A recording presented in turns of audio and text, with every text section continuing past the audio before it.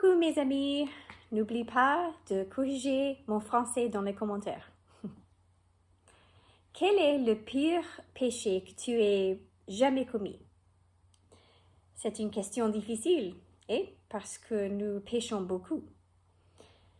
Car tous ont péché et sont privés de la gloire de Dieu. Quelques petites choses. 1. Nous avons tous péché beaucoup. 2. Ce qui est fait est fait. Nous ne pouvons pas changer le passé. 3. Dieu est un Dieu qui pardonne. Certaines personnes commettent des péchés et ne font rien à ce sujet. Je crois que la plupart des gens font ça. Certaines personnes pêchent et laissent la culpabilité et la honte envahir leur vie. Lisons. Dès que le matin fut venu, tous les principaux sacrificateurs et les anciens du peuple tinrent conseil contre Jésus pour le faire mourir. Après l'avoir lié, ils l'emmenèrent et le livrèrent à Ponce Pilate, le gouverneur. Alors Judas, qui l'avait livré, voyant qu'il était condamné, se repentit et rapporta les 30 pièces d'argent aux principaux sacrificateurs et aux anciens, en disant « J'ai péché » en livrant le sang innocent. Ils répondirent « Que nous importe? Cela te regarde. » Judas jeta les pièces d'argent dans le temple, se retira et alla se pendre. Judas a fait une chose horrible. Il a trahi le Fils de Dieu sans péché.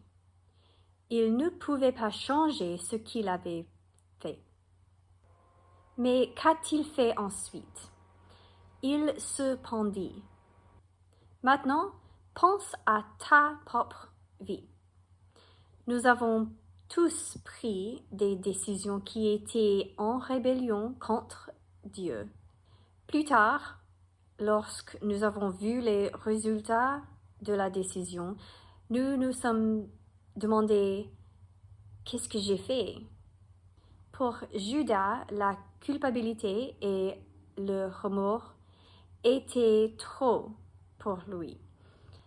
N'a-t-il pas considéré qu'il aurait pu être pardonné? Qu'en est-il des nombreuses fois où il a vu Jésus pardonner les pécheurs? La réponse correcte est le repentir. Qu'est-ce que le repentir? Le repentir est un virage de 180 degrés. Si on va dans la mauvaise direction, il faut faire demi-tour. Le repentir est un processus.